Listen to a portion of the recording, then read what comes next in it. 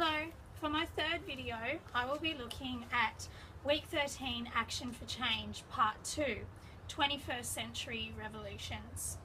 When reflecting on the Arab Spring and the upsurge of democracy in countries such as Libya and Syria, I was compelled to look at what was happening closer to home in Australia.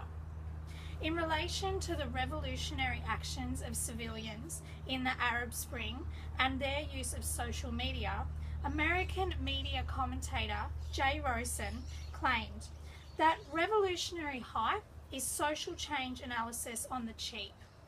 Debunking is techno-realism on the cheap. Neither one of us tells us much about our world.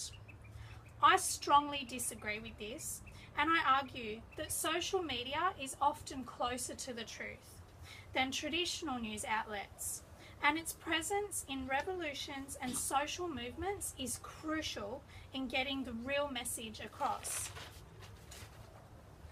I am an avid Facebook user, and to be honest, the information I read and see on this public platform is far more trustworthy than the newspaper or the mainstream news.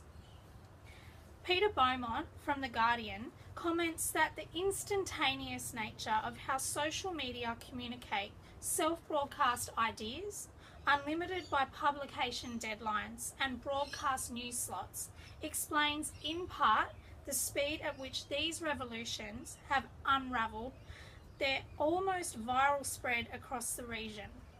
For this reason, Facebook seems not only closer to the truth, but closer to the action. Although yes, some of it can be biased, to me, mainstream media is infiltrated with neoliberal propaganda. Social media is accurately reflecting reality.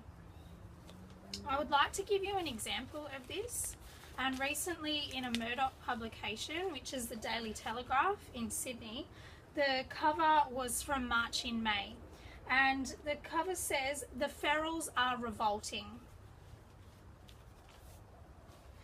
This protest took place across the nation, a united demonstration against the Abbott government's budget. I was informed about this through Facebook and also saw live footage of the peaceful protest and subsequent anti-Abbott street party that took place. Although, when reading the Daily Telegraph the next day, I was appalled to see this cover. It described the protesters as ferals and delinquents. This horribly biased coverage of March in May confirmed the real truth, where the real truth is at, and for me that is Facebook and other social media. Social media is not only effective in its way that it's a valid forum to get to the core of issues.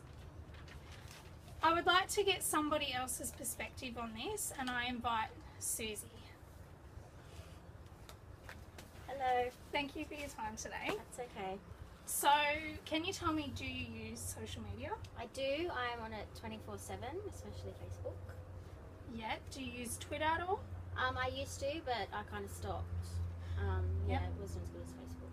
And would you say that social media or Facebook is an effective forum for seeing the truth when it comes to revolutions and social movements? I do, but it depends on, I don't know who's saying it and like how valid their source is. I follow a lot of media companies, so like Pedestrian TV News and like Oyster Magazine, and a lot of those I think, well, where did they get their source from? Like, it's probably going to be like they watch the news that morning and then that's what. So it's a question of reliability. Yeah, I think so. But I would always go to Facebook to find out something. I wouldn't pick up a newspaper, or I would never buy a newspaper. I don't even know the last time I bought a newspaper. And I don't really sit down and watch the news.